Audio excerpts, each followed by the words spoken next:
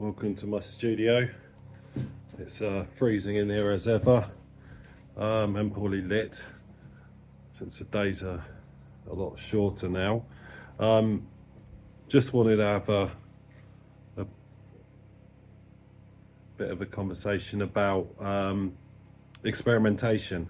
I'm spending my entire time experimenting at the moment, mainly because I sort of found myself at a bit of a creative dead end quite recently, and I've got nothing coming up that requires me to do anything specific, and I'm running out of materials. I'm running out of canvases and stuff, so I need to use up stuff, and it's a really good opportunity to do some experimentation. But I just wanted to talk about that process really quickly, because it's worth thinking about what experimentation actually is, and you know, how it fuels creativity. There's quite a few pieces around here. I might have to move the lighting around. The sort of part of this drive for experimentation. Take a look at that one. I'm quite pleased with it actually. Just abstract, and I quite like. You can see that there's collage underneath there. It's all actually it's a bunch of bits of burnt paper that I found that had been dumped by some kids who just finished their last exams at school and were burning their revision papers, and I thought that was really interesting, so I picked it up, and then I put a bunch of medium and glue and acrylic paint on it and created this piece. And I did not know where that was going. I had the canvas with the stuff stuck on it that I made ages ago, and I just sort of didn't know what to do with it, and I pulled it out and I was like, well, this is a good canvas, I can't have this doing nothing. So I just started working on it based on the sort of things I'm doing at the moment, which is generally just making a mess and then seeing what happens. And I'm quite interested in the organic processes of everything that's going on. And so I'm just sort of taking a punt, and because I don't really care about the things that I'm using, the materials that I'm using of part of having a second life, that I'm fairly comfortable if it goes horribly wrong, and sometimes it's not good. And so I've got this one I made very recently, just on a bit of cardboard, and I really don't like it right now. It's interesting in its messiness, and I went full on messy with it, but I don't know why this looks like it does. It's horrible. I don't like the colours, I don't like the way that it looks. There's some tiny little features in there that are interesting, but I don't know why it's got that cross on it. Looks like a flag. I just sort of went with the flow. So what am I going to do with that? Well, I'm going to let it dry a bit more, and then I'm likely to go at it with some tools and some more paints and stuff. I might cut it up, I might hack away at it, I might do any number of things. I doubt very much I'm going to leave it as it is, because I hate it. I mean, I really don't like it. And so that's sort of what you've got to accept when you're experimenting, is that if you're afraid of you know, doing stuff that you're not going to like, you're never going to feel free to experiment. You're never going to feel like it's something you want to do. You don't feel like you want to push your boundaries. If you're afraid of making the mistake, then you simply can't experiment. And the point here is that I've got a fair amount of materials in my total mess of a studio. I mean, look at this. This is me in full experimentation mode. I've got all my inks out here. I've got several canvases on the go. I've got stuff on the floor, piles of stuff in the corner, and this is all part of the same process. And I'm not tidying up. I mean, even the mess is annoying me, but I'm not going to tidy it up, because I'm still experimenting. This is the mode I'm in.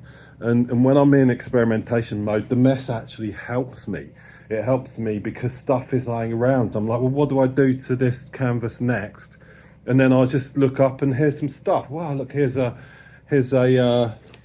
little bottle of graphite dust. Can I use that? I've got paints. I've got various different types of paints and brushes hanging around. Look, big bottles of cheap acrylic.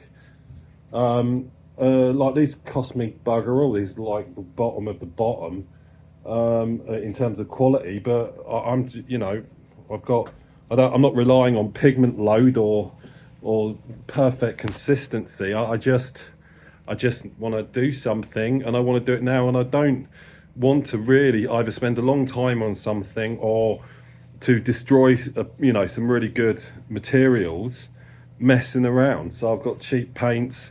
I try and use bits of old cardboard, you know, condemned bits of canvas.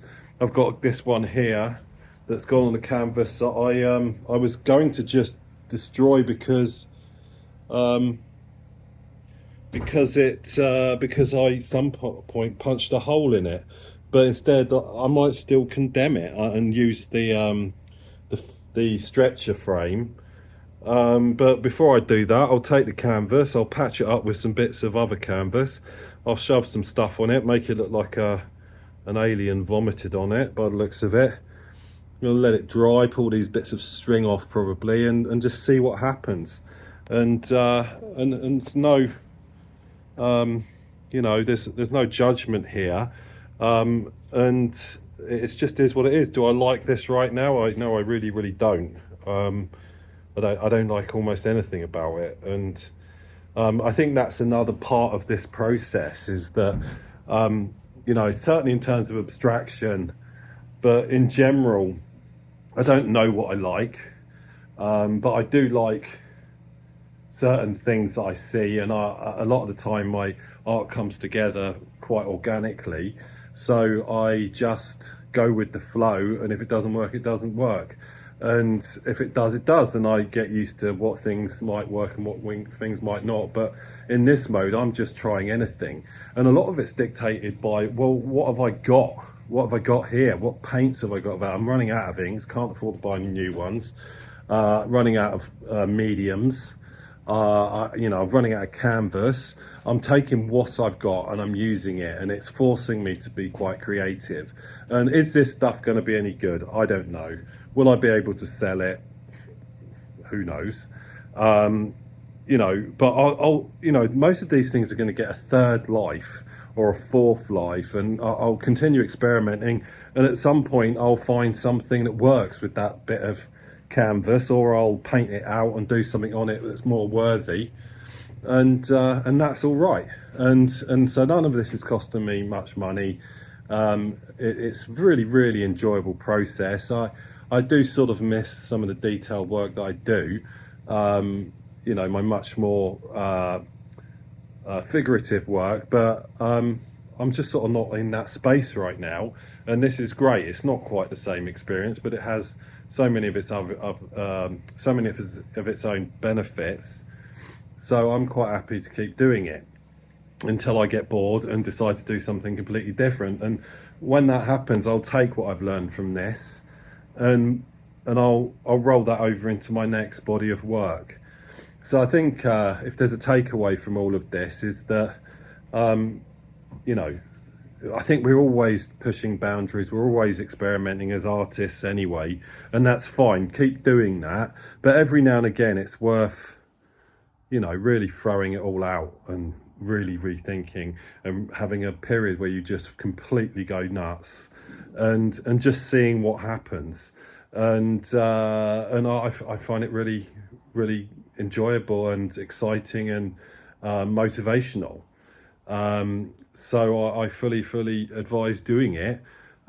Just buy cheap equipment, use up your old crap, and if you're going to make a mess where it doesn't matter. And this is a mess.